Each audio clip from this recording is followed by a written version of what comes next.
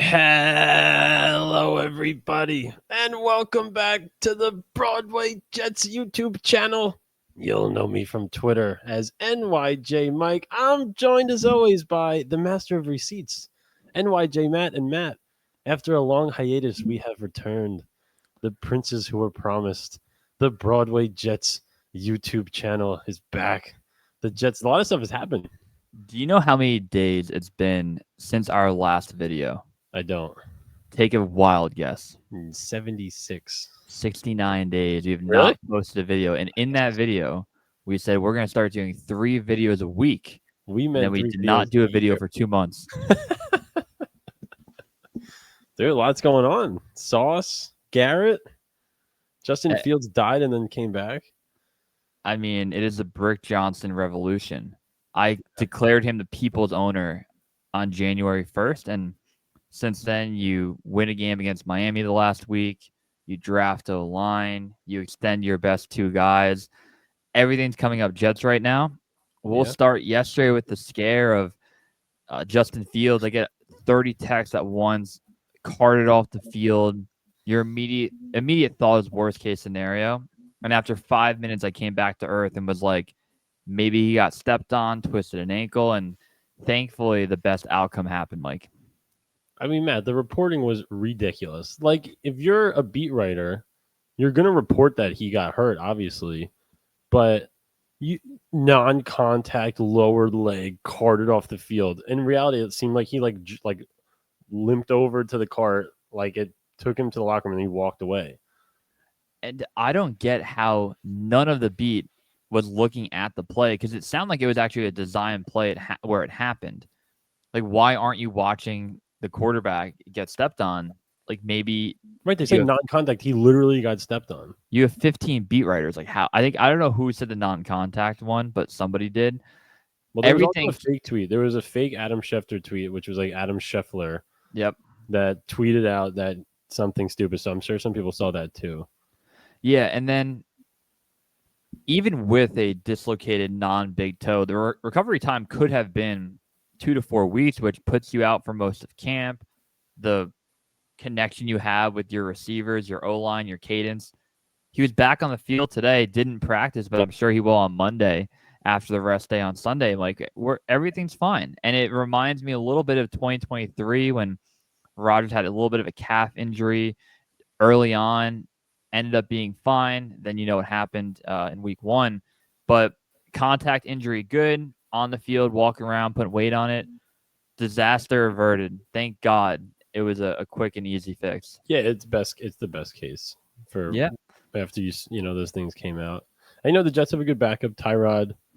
They would have been okay, but the whole point of this, you got to see what Fields' ceiling is. He could be great. Yeah, I have no idea what our offense is going to look like. It's like a mystery box. It's a mystery box. You don't know what it's going to be.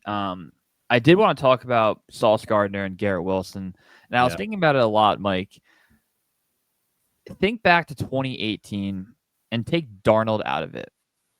In that era, who are the young guys that were like, oh, he can be great, or he's a young, talented guy that we're hyped about? It'd be like the Chris Herndon making a one-handed catch. It'd be a random guy that has 5 sacks.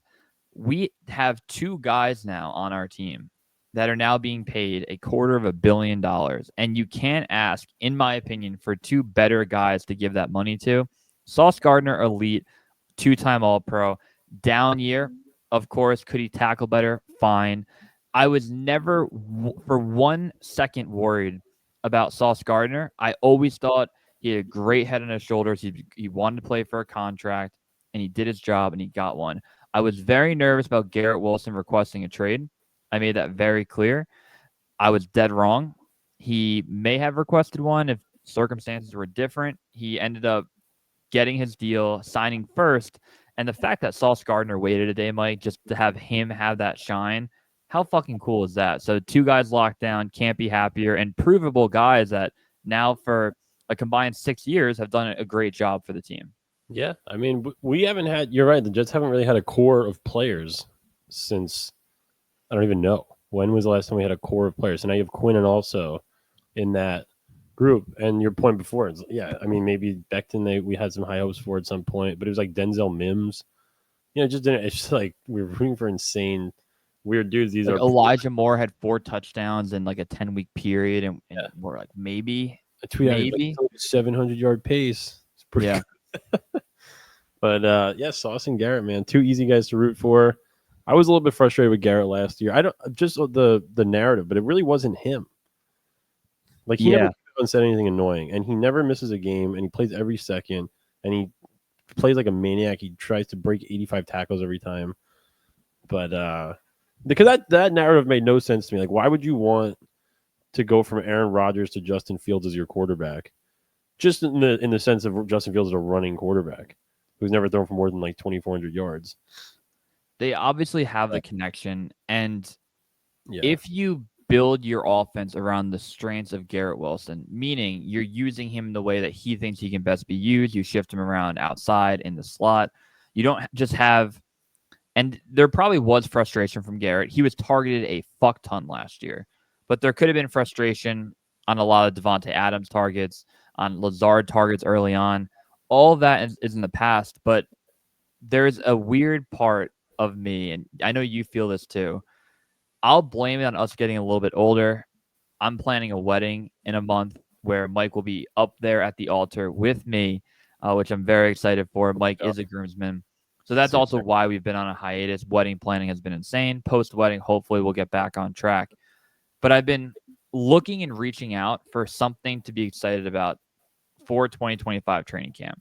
There was so much hype for 2 years, and it came crashing down in truly the worst way possible. Yes. It was the worst, where you lose Rodgers for a full year.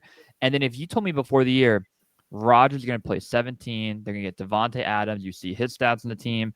Oh, by the way, Jamie Sherwood's going to have like an unbelievable year. And, John Simpson's great. And you're putting all the pieces together. You're like, oh, if you give me a magic ball, they're going to win 10 or 11 games automatically. Everything went wrong.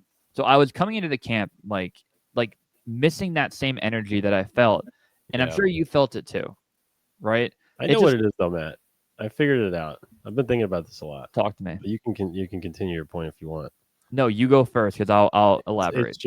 It's just how much you believe in the team. That's how excited we get. It's very simple. I've really been putting this, because the feeling comes and goes. But like the last couple of years, so excited, Matt. We thought we were going to win 12, 13 games.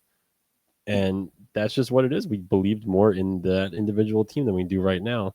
But we're still going to be excited if the Jets start winning games. And I'm still excited for the season, but it's not quite. I believe in the players. I don't know if I believe in the team. And what I mean by that is I can come into camp and say, wow, we have 2 bookend tackles that are drafted in the top 12. Wow. Yeah. You have AVT, who's a top 16 pick. Simpson would play great last year. And then you have Tippmann, who we all love. And then a center, who, which I want to get into that later, is now pushing him to compete in Josh Myers. So I'm coming to camp. I'm like, we have a cool offensive line that could be very cool going into as you move throughout the year. Then you have Breece Hall. You have Garrett Wilson. You have 2 guys on offense that you love. You have a quarterback that's a mystery box. Then on the defensive side, you can go down 5, 6 deep, just rattle off guys that you're excited about. Jermaine Johnson, Will McDonald, Quinnen, Sauce. You go down the list, and I'm excited about the players. And the reason I'm hesitant is I don't know as a team if they're going to be different than last year. And Aaron Glenn versus Robert Saleh is probably the biggest change that we'll see, and how they build the team, how they build the culture. And I think for a long time, I was blinded by Robert Saleh being the anti-Adam Gase. So Adam Gase gives weird press conferences. He's awkward. He's a one-side only on the ball guy. Horrifying. Remember we thought we saw him at your bachelor party? So fucking not Gase, Robert Saleh, but yes. If you're not on Twitter, we went down for my bachelor party to a beautiful spot in the Carolinas. We have 22 guys down there, 3 days of golf, Ryder Cup format, drinking at night. the greatest 5 days you could ever have. And one night after golf, I am legless. I am obliterated at the bar. Me too. And Mike comes up to me with full confidence and says, Maddie, Robert Sala's at the bar. And my first thought is that he's a golfer. It's the off season. Why not come down to Barefoot Resort and play golf like probably him? And Mike even doubled down and said, Matt, I'm not fucking with you. I know you're like, I'm not. He's here. And without hesitation, I walk over to his table and I said, hey, big Jets fan, I'd love to buy you a drink. The guy turns to me and looks nothing like Robert Saleh. He's not even close. And he was not even the same size. Yeah, he's bald. And he did, in Mike's defense, say, I've gotten that before, but like I'm not him. And I was like, I'm so sorry. Please continue with your dinner. Oh. But they were like, Robert Saleh was the anti-Gase. He gave you those cool quotes, brought energy, can actually like talk in front of a room. Like the hype was real. And I think it was normal for us to buy into it. Then you look at what he did, and it's maddening how at this point AVT is talking about how we didn't have accountability since I've been here. They have no referees in training camp, and they're most penalized team back-to-back years. Like the stuff that Robert Saleh did was maddening, and I do think Aaron Glenn saw that, knows that, and is trying to change that. But as a team in 2025, I can name 15 players right now that I'm just excited to watch on Sunday. Will they come together as a team and win football games? That is the part that is obviously a question mark going into every year. And can they compete against the Bills, the Chiefs, the Ravens, or can they even get to the tier of the Chargers, Broncos? We don't know. And maybe that's where that hesitation comes from. Well, yeah, guys, I think the Jets are actually going to be pretty good, but I think they're over-under is like 5.5. Mm-hmm. I just don't know if they could win. I don't think they could really win the Super Bowl with this team where I thought they could the last 2 years. So then you come down from that, and it's a different feeling. We got to make a video of like how 2024 went wrong because it's impossible. But it's really just the coaching staff. So, obviously everyone didn't play completely up to their potential, but it was good enough. And you can't go 5-12 with all the things that you described going right for the team. So it's just, so you have to be, if Aaron Glenn is really a good coach, the Jets could be very good this year and they could make a playoff run. And I can't wait to see a couple, because we always talk about this, Matt. 2017, the suck for Sam year. Yep. That was a bleak outlook to go into the season. You had Josh McCown as the quarterback. People were talking 0-7, 0-16 at that time.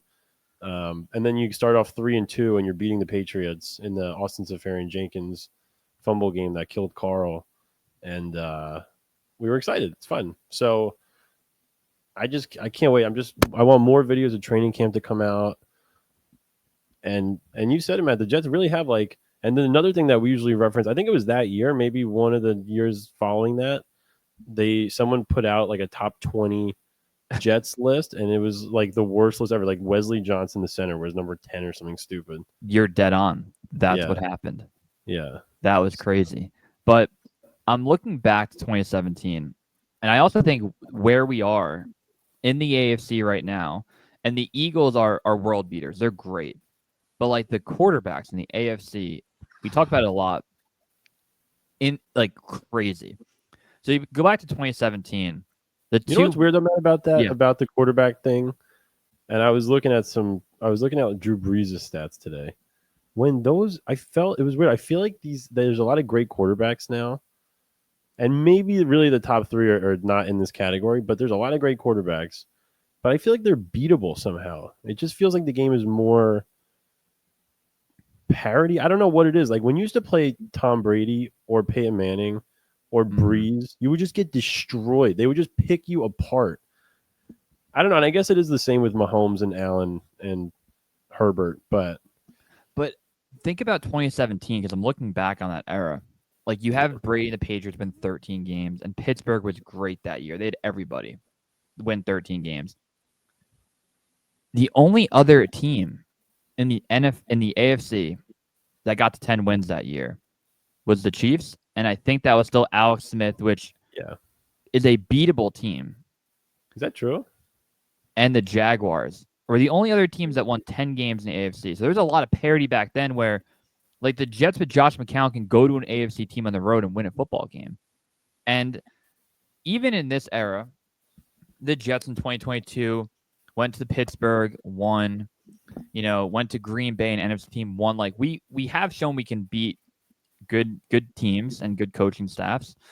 But, like, Aaron Glenn, honestly, the X factor this entire year is Aaron Glenn. Now, I will give Aaron Glenn the same leash that I give every coach. You get 2 years automatic, and if you are a dumpster fire like Adam Gase, you're gone. Go into year 3 with your seat hot if you miss the playoffs twice, and then see what happens throughout the year. I'll never cut bait on Aaron Glenn within 2 years. We have to take into account, and it's good. It's a good thing. It's going to be easier to gauge because the Jets roster, like we're saying, is not bad. This is by far the best roster that an incoming head coach has taken over with the Jets since Rex. Yeah. Gotta be, right? Like 2021, the Jets sucked when Saleh took over. They went where they were 2-14, and they had a bad team. What was Gase? 2019? 2019, not great. No. Not horrific. They had Darnold, but they got Bell and Mosley and all those guys. They won 7 games somehow. Saleh took over a bad team, bad defense, horrible defense, and the offense was terrible that first year too. Yeah. So Todd Bowles took over actually not a bad team because that team won 10 games. But they got guys. They're more veteran. They got Marshall. They got Fitzpatrick. Yeah. Revis. I don't know. Like, the fans that say the Jets aren't good, they're a 5.5 win team. You can't say that and at the same time be like, I fucking love Will McDonald. Jermaine's a beast. This offensive line is awesome. Yeah. Like, if you put it on the quarterback and the coach, I get it. I'm shocked, by the way, that it's 5.5, man. That's really low for over under of like. I'm gonna take that. I'm definitely gonna take it. Yeah, but all I want to see in training camp, and now I'll get into a huge talking point. I think, gun to head, Josh Myers might start like 10 games this year.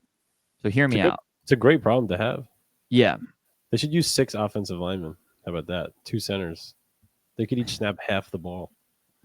The connection with Myers and Fields is well known. He came in here knowing he can compete for it.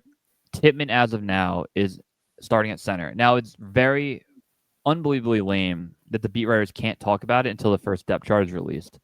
But fans are at practice, and I saw a picture of, it's a great picture, Olu, Simpson, Tippmann, AVT, Membu, just doing walkthroughs together. Cool. Would it surprise me if week 2, Josh Myers is taking first team reps, which he probably earns if you want to have a true competition?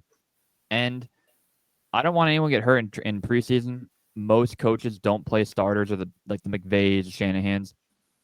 I think they're going to put Tippmann and Myers out there 50-50, never stop them playing for the first 2 games and make a call, which is kind of scary because I love Joe Tippmann, but put the best 5 out there. There's no chance that everyone's going to be healthy all year either, Yeah, so and if one guard goes down, he's going to play guard. That's Tippmann's playing guard.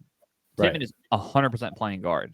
Yeah. Who the fuck is the backup tackles? Are the guy from the Patriots that? Yeah, it's what's his face. What the hell's his name? He's a crazy name. But they still have Max Mitchell also, and Carter Warren. Yeah, but AVT could slide over there. I'm not afraid. I am not afraid of AVT going over there, and Saleh credited his injuries to moving around too much. I don't really buy that. I think you're still moving like a football player, and injuries we always say you're just standing in the earth, like he's on Earth, just like in a different place. That's our other take, that every injury is a contact injury because you're making contact with the turf. That's so stupid. Prove me wrong. Like, every injury is a contact injury. But yeah, that's true. If one of the tackles gets hurt, AVT can just play tackle, and you could use Tippmann as the guard. Yeah, that's a great depth piece. And then our 7th offensive lineman is the guy whose name can't remember. I Which think is it's bad. as a Cedric Jets O. podcast. Did I call him Cedric O? No, that's the other guy, Cedric Ogbubi, whatever the hell. That started like 4 games randomly. Yeah. So do we still have Wes Schweitzer? Who's the back? Who else do we have? Who's the other backup? in my brain, it's gonna always be like Josh Andrews or Xavier Newman. Like they're just gonna be one of I think them. Xavier Newman is on the team. I think that's right. Is he? Remember he died on the field? And did you get any texts from Giant fans after Justin Fields got hurt? Only sympathetic ones. They weren't awful this time. I got a negative one. Really? And I'll fucking kill these guys. I was like, I hope Malik Neighbors great. I hope he's healthy. I pray for him every night. But like, imagine Malik Neighbors went down. Like I would take the Jets roster over the Giants roster any day of the week. Twice but on Sunday. For those two teams, it's going to be a race to find out who is a better quarterback. Yeah. And if the answers aren't on the roster right now, if it's not Fields and it's not Dart or Wilson for them, everyone's going to draft a quarterback in the first round and pray that it's going to be fine. But yeah, no, we'll see else how do we much we miss, see of Mike? Dart. My buddy was at training camp today. My buddy Joe, and he was saying a guy that stuck out to me today by a mile is Arian Smith, which would be very nice.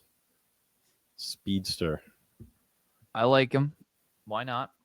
You're asking him to be wide receiver 5 and just do something.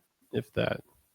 Because, the Jets wide receiver core is so interesting. Because, like we've said, if Garrett Wilson gets hurt, you're pretty much fucked. But you have some decent depth. Like, it's actually nice to have Lazard around, but not for his price tag, really. But, after the contracts that were handed out this offseason, though, guys like Darius Slayton getting $12 million a year, if you're paying Lazard $11 million is not the worst thing ever. But, he also was terrible without Rodgers. I think Xavier Gibson is definitely a cut candidate this year. I love hating Xavier Gibson. And it takes so much for me and Mike not to like a player, and an unbelievable story to make the team, an unbelievable week 1 in 2023. That's the thing too. His best moment we don't like because which is not his fault, because that's an awful day. The Rodgers Achilles game. Yeah, and even if I remember correctly, like week 2, 3, like he would pop off like a 12-yard return, and like we found something, and it was probably like the end of week 3 or week 4, like one muff punt.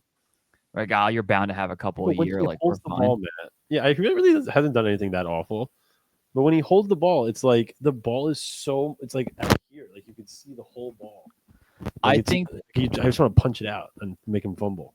I'm not kidding. In 2 years, I think there has been 5 to 7 moments that could have been a fumble, where he will not fair catch with a guy a foot away from get murdered, hold on to it, or get murdered, and the ball like goes out of bounds or lands at like a offensive lineman's lap. Like it is unbelievable. And then there's the one where, and I'm sure I've done it like 1,000 times, where I'm like, if he fumbles, I swear to God, and then he fumbled. He actually did fumble. At the one game, what game was it? The Vikings? No, the Rams Vikings were in game? London. The Rams. It might have been the Rams game. Dude, another weird game. That is the game where the Jets were up 9-0, went on like a 90-yard drive to start the second half, and then lost 19-9. Like, it's impossible.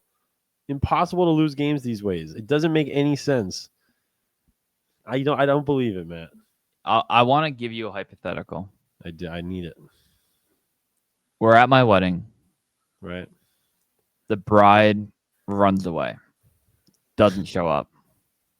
But the Jets are guaranteed to make the playoffs. This year? Yeah. I think I would have done it last year. I don't think I don't think I could do it. Because I don't want to lose like 31-15 in the wild card and ruin your life also. Yeah. What about you? I'm thinking about it. Like, do we go 9-8 and just like sneak in and lose the wild card? Or are we like 14-3 and Justin Fields is faster Jalen Hurts, set us up for some future success? Because that is a big factor here. Right now, mystery box quarterback. If you're saying we make the playoffs this year, you have to assume he plays well. We have our quarterback of the future. That might be worth ruining your relationship. If you take out Jaden Daniels, Dan Quinn. Like the Jets roster with the Commanders roster. Like how fundamentally different is it? Why can the Commanders go to the NFC Championship game in a, again, weird NFC where there's no like monster quarterback to take away from you? Like I don't get why like the Commanders go to the NFC Championship or the fucking Broncos go to the playoffs and the Colts should have went to the playoff. Like how are those teams there? And I'm like looking at our roster. Do I have green glasses on? Am I like a monster that can't see the truth? Like, why not us? Are we overrating our players? But it's not. It's like they have good stats too. Like I don't understand. We have 15. The Jets really have 15 or 16 very good players.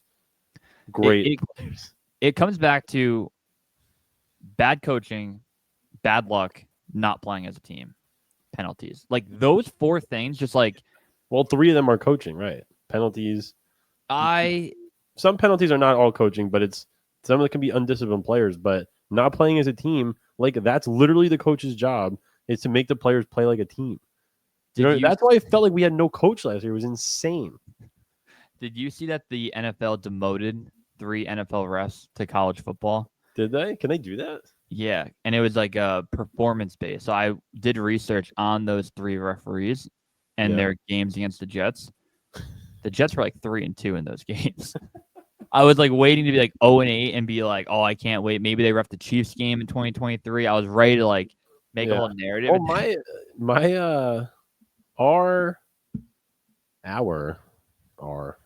not a pirate. Our take is usually that we don't necessarily think that the Jets get especially fucked over by the refs. We just hate NFL refereeing because they call too many ticky-tack flags that change the game. They have too much control over the game. There's definitely been, over the last few years, some disturbing calls. But like if you went back and rewatched the Jets-Bills game from week 5 last year, or week 6, I think it was week 6, Monday Night Football, oh my God. There was every single drive was just completely changed because of penalties, both ways. Unbelievable, horrific product. I've never been more upset. It's like anything in life. If outside factors that you can't control are putting you down, it's not fair. Yeah. Like if you're just driving the road and somebody T-bones you, like you can't do anything about it. And that's how it felt in specific games. And other teams feel that too. Like other teams get buried by calls and we watch and we say the same thing. Yeah. And it's weird. Like I actually put it more on incompetence than malice. Like the whole Mahomes, the ref thing. Yeah, the Chiefs get more calls. That's almost always been a thing in the NFL. When you're a great team, you get the benefit of the doubt. Like always. And it should be that way, but it is. But some of these calls are like the Bills getting screwed out of a call for that first down was awesome. And sometimes it's fun to watch. But it could happen to you. That's why it's scary. Exactly. And what was the like the pass interference in the Rams Saints game? Famous play. Like if I was a Saints fan, you could fast forward 7 years. I am mortified of that play to this day, and it changes everything. They really probably would have been in the Super Bowl, and the Patriots only scored 3 points in that, or 13 points in that Super Bowl. I want every NFL ref gone, and I would actually dead serious. I would take fat 60-year-old men off their couch and put them on the field. Yeah. And say you only throw a flag if it's blatant. If it's the Rams Saints play, that's the thing. That is the only pass interference that should be. If the ball is coming and you literally smack the guy's arms down from catching it, that is pass interference. Nothing else. I also think holding can't be an automatic first down because that is so dude, 3rd and 16, he touches the guy, first down. Crazy. I would let murder be legalized inside 5 yards. Like blatant murder inside 5 yards is fine. If you're past 5 yards and the ref sees a jersey get grabbed, if you want to call it, that's fine. It's a 5-yard penalty. And replay the down. And you replay the down and you get a 5-yard bump. And that does matter because if it's, he could still make a catch. Someone down the field can make a play. And that matters a lot. It could be if it's 3rd and 12 and you grab the guy and now it's 3rd and 7. Instead of being 4th and it's a big deal. Agreed. I would even argue like holding could be a spot foul inside 10 yards, where if it's like a 3rd and 5 and you have like a clear like 7-yard catch that was going to be a first down, like you can make it different, and they just don't do it. They put too much power to these. Too much power. It's too subjective. These scumbag officials that on the side are working at Dairy Queen, they're fundamentally changing the outcome of millions of lives across the country. Like that is a real thing. It's true. Legacies, Matt, are shaped. Drew Brees could have 2 Super Bowls. But that's the opposite of what we're saying. They just did not call it that time, which I hate when stuff like that happens, because then the narrative shifts. Because I do feel like the world is changing a little bit, where people are starting to say this, what we've been saying about calling less flags. But when something like that happens and they miss an obvious call, the narrative shifts back for a little bit, where, oh, hey, we need to add more rules and more penalties, less penalties. I don't know, man. It's in the same thing like college basketball allowed touch fouls, and then every team's in the bonus in 12 minutes, and the best team doesn't always win. And you want the best team to win that day. Yeah. Factors you can't control: fumble, kicking inbounds, landing right at a guy, like unlucky break, hold on to the ball. Like that's a controllable factor for the team. Like, what else Jets training camp do we need to talk about? You know, I'm excited to see. I wonder how Mason Taylor is going to be. Made a diving catch today. Did he? You didn't see that play? I didn't see anything. Diving touchdown catch in the back of the end zone. Dude. Zach Rosenblatt, Mason Taylor looking good out there. Good. Give me Chris Herndon rookie year for Mason Taylor, and don't do a sophomore year. I just don't know. Again, we keep saying it. I don't know what the offense is going to look like. Is Justin Fields are they going to make him run a million times? We always love the stats. There are 2 quarterbacks in the history of the sport that have ran for 1,100 yards in a season, and Justin Fields is 50% of those 2 quarterbacks, and the other is Lamar Jackson. But also, and he came in 9th in the MVP in 2022. That's the year he ran for 1,100 yards. Like, are they going to? Is he going to throw for 3,500 yards? Is that even possible? Like, if he really throws for like 3,300 yards and rushes for 1,000 yards, the Jets are going to win like 11 or 12 games. Yeah, and play good defense, run the football. Yeah. Play action, read option. Like, this could be a fun team, and you have running backs to do it. I forgot. I'm getting excited. How many yards did Isaiah Davis rush for per carry last year? Like 5 or something. It was like 5.8 or something crazy, which I just don't remember that happening. He does feel like, I did feel like that when he got the ball, good things happened. He was kind of gliding around. And I felt like Braylon Allen had less yards. I was looking at his stats. I think he had like 200 or 300 yards. When the hell did he have 300 yards rushing? Titans game, he probably had 65. That's probably it too. He had 2 touchdowns that game. You don't remember that game? I was there. Yeah, but you were hammered. I was hammered. I got a random guy DM me and said, "Hey, your buddy's bombed in section 202 right now." Yeah. Man. I'm trying to think of what we do as a YouTube program, because obviously the next month is going to be very busy. But like, how do we keep momentum, share the wealth of knowledge that we want to share, positive vibes, but still being realistic? Right. I don't know how we get there, but I'm trying to think of creative ways to make it better. Oh, we do have a sponsor. Do we? No, but it'd be cool if we did. This segment is sponsored by Poland Springs. Sponsored by nothing. Sponsored by a dirty baseball. What else do I have around here? Here's a lighter. Oh my god! Is it storming up in New York right now? It was nuts before. It's crazy right now. It's like 1,000 degrees outside. Oh, 1,000 degrees. You know how we could do it, Matt? Honestly, is we could just make more videos. We could do that. We could absolutely do that. We could just do a podcast and then we do it. I do really want to make a video of, and the problem is I don't want to keep bringing up the Rodgers stuff, but Matt, am just baffled about 2024. I cannot believe it. That's like a detailed documentary, 35-minute video, not like us talking about, like overlaying our voice with clips in the background and breaking news. Like, that's like 5 years from now, when people are like, the Rodgers era with the Jets was a disaster, which it was, but there's the context around it. Yeah, dude. How? Oh, that's probably, you know what, it's probably the most disappointing thing that's ever happened in my life. not getting dumped or anything. If I got left of the altar, I think that you could argue that it's like a coin flip. Yeah. Are you nervous about getting left of the altar? What is this two? This two mentions. I think I'm good. I think you're good, dude. That's good. gonna be so fun. Yeah, it can be a late wedding. A late wedding goes till midnight. I'm gonna black out. You got your hotel.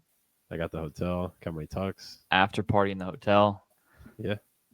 Damn, dude. I think there's a preseason game maybe that night. Really? We Let's gotta look at put it on. Was it the 22nd? It's like 14 days until the first preseason game. Sick. It does finally feel a little bit with the training camp videos coming out now. There is a preseason game on the night of my wedding. Nice. Who they play? Philadelphia. Wow. Super Bowl Eagles. Holy shit, it's a big game. That's the James Morgan Hail Mary game. Yes. Who caught it? Kenny Yeboah? Is that right? Kenny Yeboah. And the sideline acted like we won the Super Bowl. Yeah. Is Kenny Yeboah the Jets? No. No, because the Stone Smart is the third tight end. I think he went to the Browns. I could be dead wrong. Let me look. What a long 10-year Jet. Kenny Yeboah was on the Jets for like 15 years. He's on the Lions right now. Oh, wow. We traded Kenny Yeboah for Aaron Glenn. Let's do a little Jets trivia, Mike. Oh, yeah, end we the should. show. Sponsored by Poland Springs. The Jets were in the Immaculate Grid today, and I had a 2 rarity score overall today, which is hilarious. Who was in the grid with them? It was Jets, Falcons. Who did I use? Let me think. Like Brian Poole. Gotta take a picture. That's a good one. There's not Kelvin Beachum, James Carpenter. I put someone else stupid in. Jets, Eagles, I had Dexter McDougal. I was happy with that one. Great poll. I think I always mess up with Greg Dortch with the Jets Eagles. Like there's because he like didn't play it down for one of the teams. Play in the preseason. Yeah. You have to play in a game. All right, let's find a. It was a good grid though. First round pick, which is fun, and then recorded an interception, which you can get real funky with if a defensive lineman records an interception. It's fun. All right, Mike, a little trivia right now. Come on. Have a concept in mind. You know what we should also do? We should start playing some Sporkle quizzes on here. It's very fun. Some Jets. I love that. Sporkle. Because they'll have like name All right. 3-man roster whatever year. All right. 7 Jets called a receiving touchdown in 2017. Ooh. Who were those 7? All right. Robbie Anderson.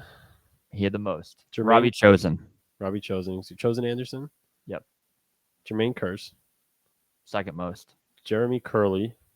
Yep. He had 1. Austin Safarian Jenkins. Yep. He had 3. Curley touchdown was in that Patriots game, I believe. Is that when he changed his number to 14? Number 14, yeah. Second stint. Or he was on the Jets, what, 3 times? Twice?